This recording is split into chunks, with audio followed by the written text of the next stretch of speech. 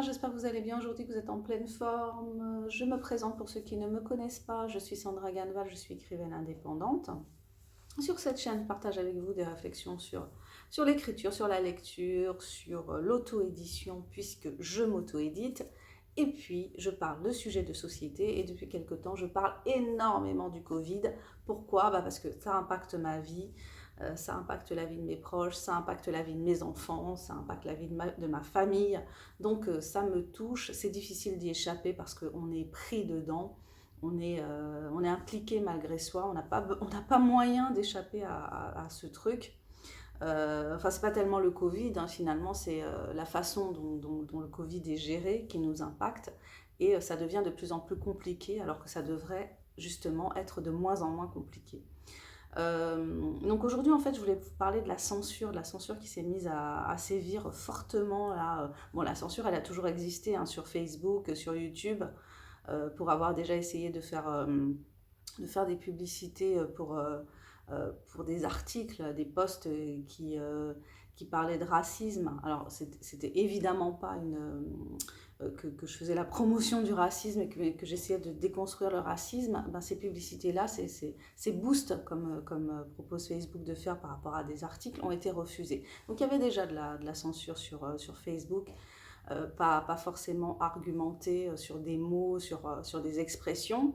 Et aujourd'hui, en fait, on bascule vraiment sur Facebook et YouTube vers une censure, une vraie censure, quoi. C'est quoi la censure? La censure, ça a toujours existé, hein, ça n'est pas né avec les réseaux sociaux.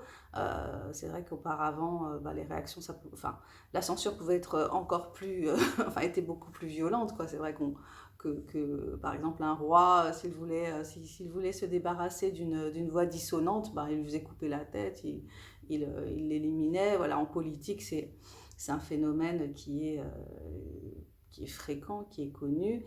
La censure, ça a beaucoup servi, par exemple, quand il y a eu le nuage de Tchernobyl, hein, on a vraiment, la France a pratiqué la censure, hein, on peut le dire.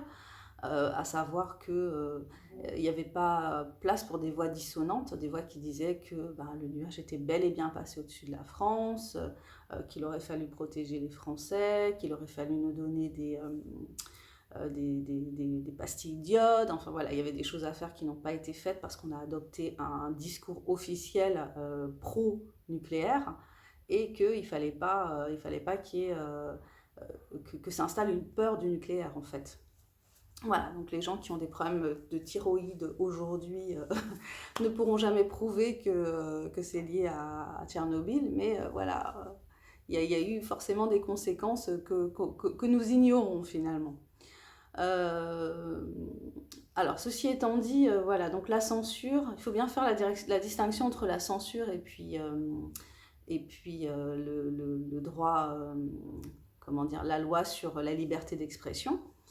Euh, Effectivement, il y a des choses si on dit certaines choses, on peut être puni par la loi, voilà, incitation à la haine, antisémitisme, racisme, propos calomnieux sur une personne. Voilà, effectivement, il y a des choses qui ne doivent pas être dites et il y a une protection légale qui peut s'exercer et à laquelle on peut faire appel si on est victime de ce genre de choses.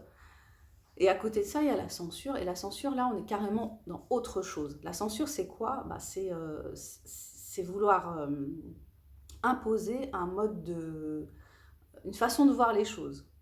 Par rapport à ce qui se passe aujourd'hui avec le Covid, ce que je peux dire, c'est quoi? C'est que le but de la censure, qu'est-ce que c'est? C'est privilégier une vision de la situation actuelle. Alors, j'ai envie de prendre les exemples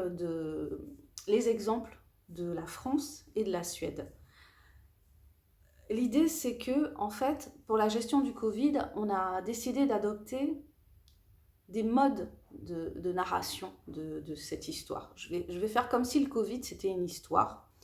Voilà, donc le coronavirus est arrivé.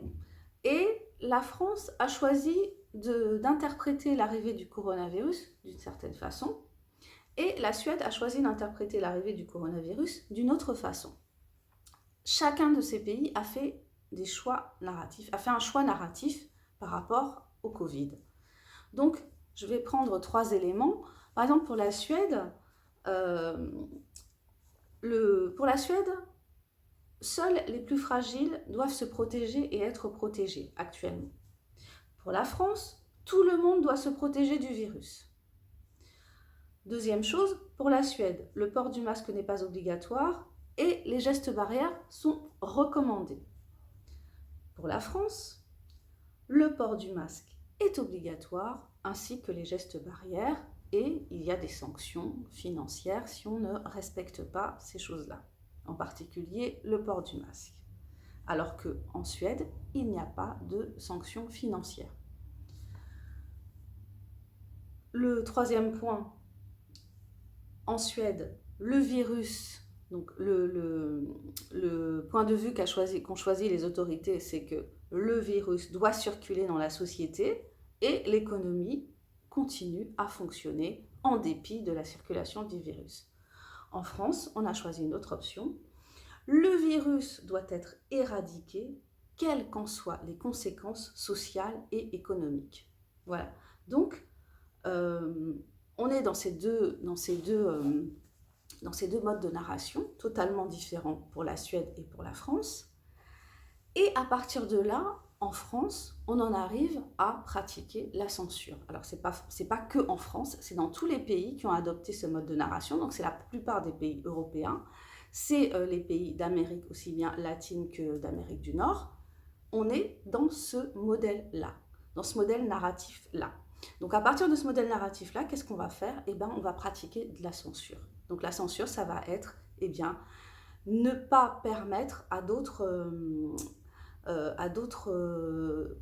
discours, à d'autres modèles narratifs concernant la crise, d'émerger et de s'imposer au plus grand nombre. Donc on va les discréditer. Donc dans un premier temps, on a énormément discrédité, on a énormément empêché que cette communication-là puisse se faire. J'en veux pour preuve un journaliste, donc je retrouverai son nom, un journaliste qui expliquait donc sur une chaîne mainstream, donc une chaîne de grande écoute, qui expliquait qu'il avait eu énormément de mal d'imposer la venue sur son plateau de personnes qui allaient tenir un discours différent que le discours officiel sur le Covid. Donc ça pose question. Donc voilà, la censure, elle est à ce niveau-là, à savoir que on va privilégier une façon de voir les choses, et à partir du moment où tu sors de ce cadre-là, eh bien on va te bloquer en fait, on va te bloquer, c'est ce qui se passe actuellement. Il y a beaucoup de... il y a des gens qui sont bloqués. Donc sur YouTube, leur chaîne elle est fermée. Sur Facebook, leur page est fermée. Alors, la question n'est pas de savoir si moi je suis d'accord avec ce que ces gens racontent. La question c'est de savoir si nous, en tant que citoyens, on a le droit de nous faire notre propre opinion sur ce qui se passe aujourd'hui, d'avoir tous les sons de cloche sur ce qui se passe aujourd'hui, à savoir que si les personnes qui nous parlent, qui nous donnent un autre point de vue, n'attendent pas à la liberté d'expression, à la loi sur la liberté d'expression, ne tiennent pas des propos haineux, ne tiennent pas des propos qui invitent au meurtre ou je ne sais quoi, voilà, pourquoi n'ont-ils pas le droit de s'exprimer? Pourquoi leur interdit-on de s'exprimer? J'ai un autre exemple qui est flagrant et vraiment inquiétant et bizarre. C'est, il y a un moment, il y a une vidéo qui avait été postée par le professeur Raoult qui a été censurée sur YouTube. Pourquoi censurer une vidéo du professeur Raoult? C'est un scientifique, comment peut-on justifier la suppression d'une de ces vidéos autrement que par des motifs qui commencent à nous faire, en tout cas moi, à me faire m'interroger sur le fait que une parole doit être privilégiée et une autre doit être étouffée. Voilà, donc il faut être bien conscient qu'aujourd'hui, il se passe des choses dans notre environnement qui sont très très inquiétantes.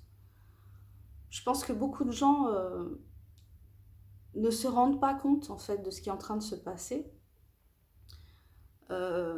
Parce que, eh bien, il y a toute cette, il y a tout ce travail qui est fait pour attenter à notre intelligence, à notre équilibre psychologique. Il y a un gros travail qui est fait depuis 6 mois, donc par les politiques, par certains politiques, par les médias, euh, pour entretenir en nous un sentiment de peur, de terreur, d'angoisse vis-à-vis de cette maladie.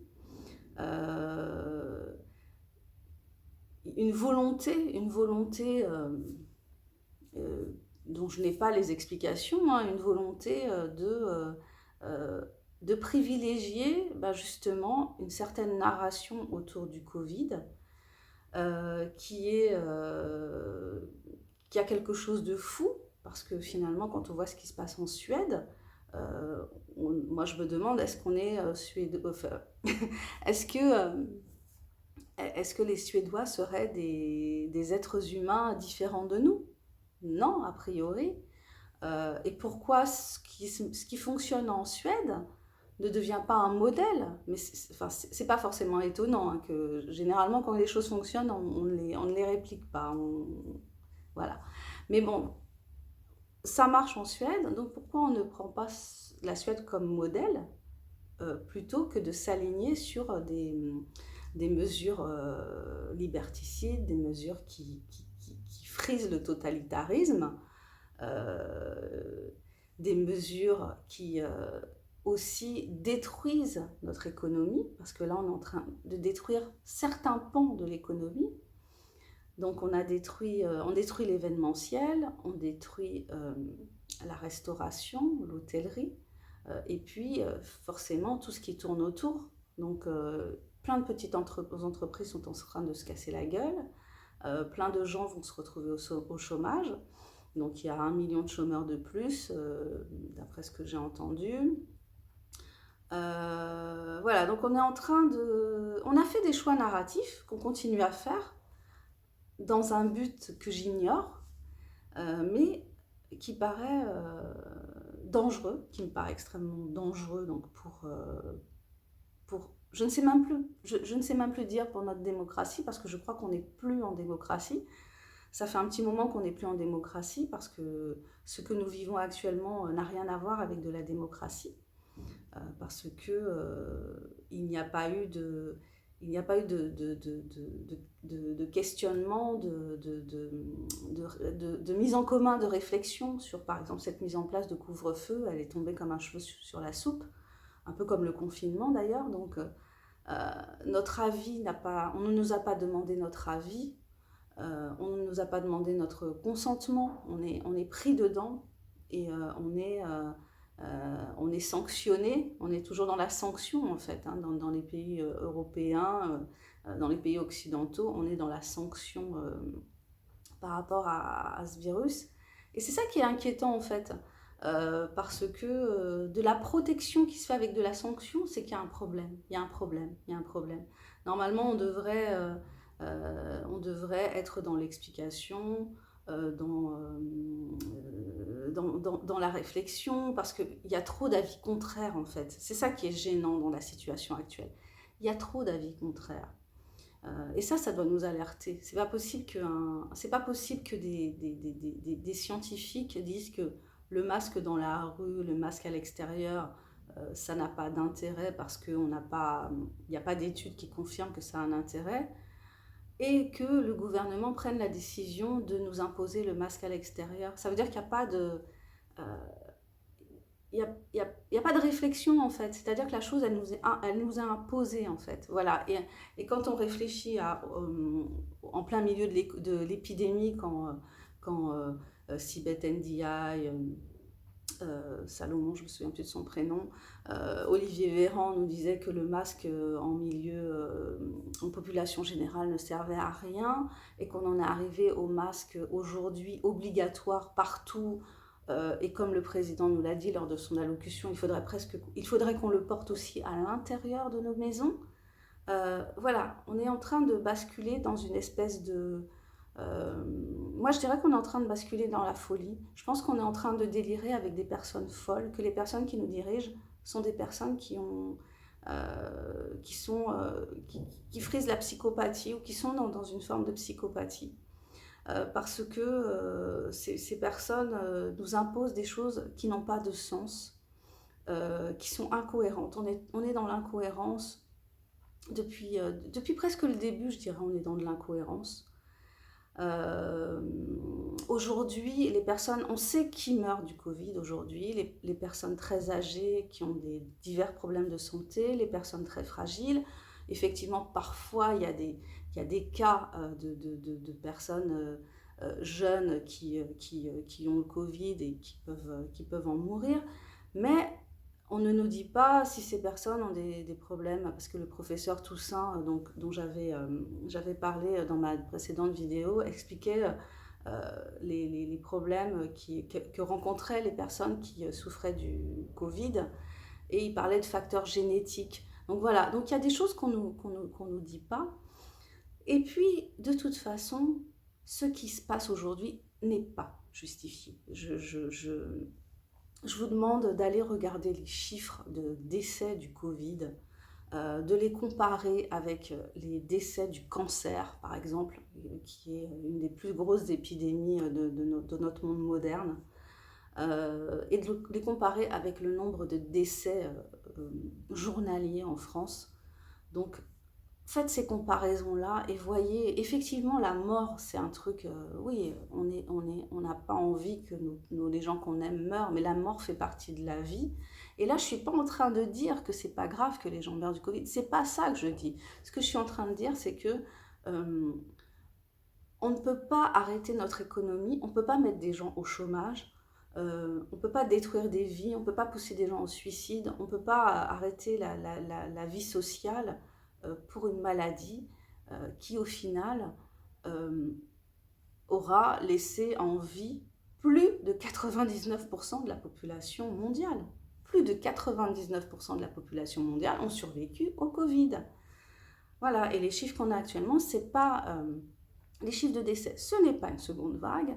On est en train de nous monter la tête par rapport à des chiffres de contamination et des chiffres on nous parle de cas en fait, de cas. Il y a des personnes qui sont censées avoir le Covid, tout en sachant pertinemment que les tests qui sont utilisés ne sont pas fiables, et il n'y a pas de débat.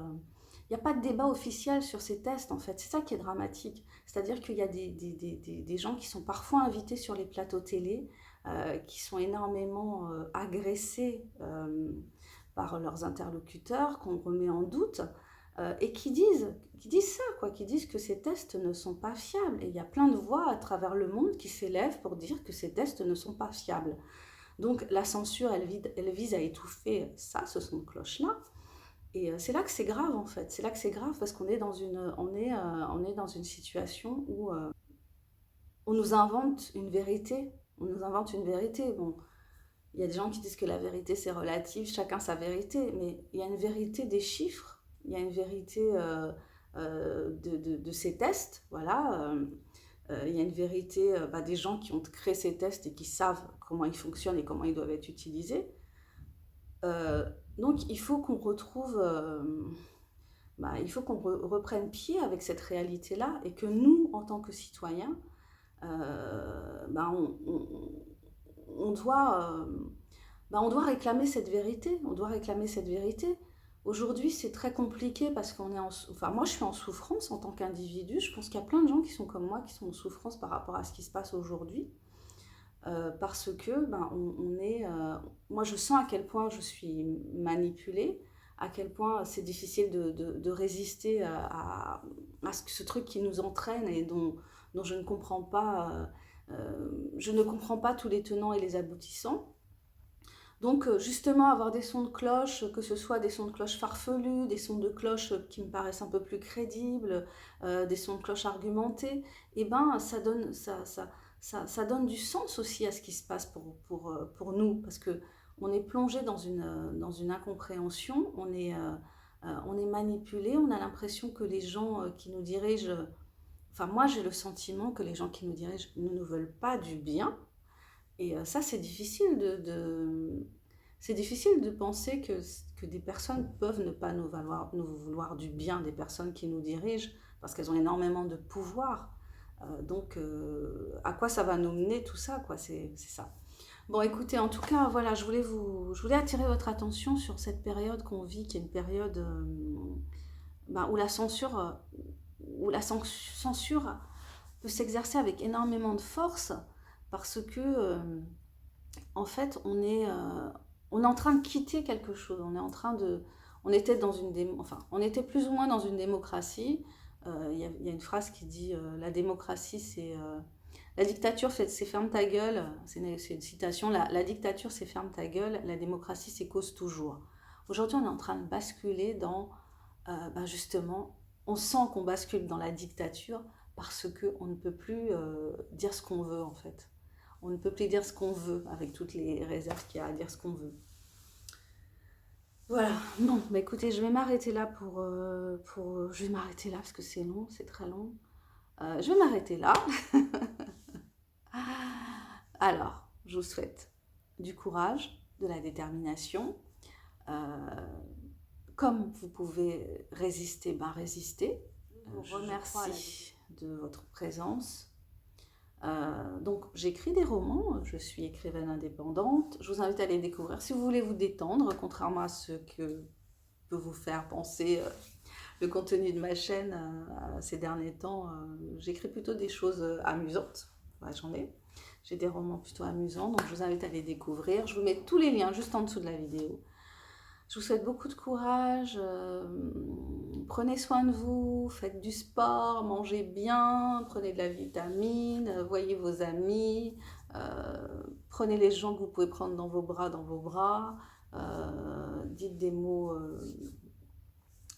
doux, des mots d'amour, enfin, faites-vous du bien, prenez soin de vous. Et puis je vous dis à bientôt pour la prochaine vidéo. Si la censure ne m'a pas touché jusque-là, d'ici là.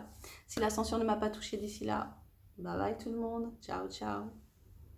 Oh là là.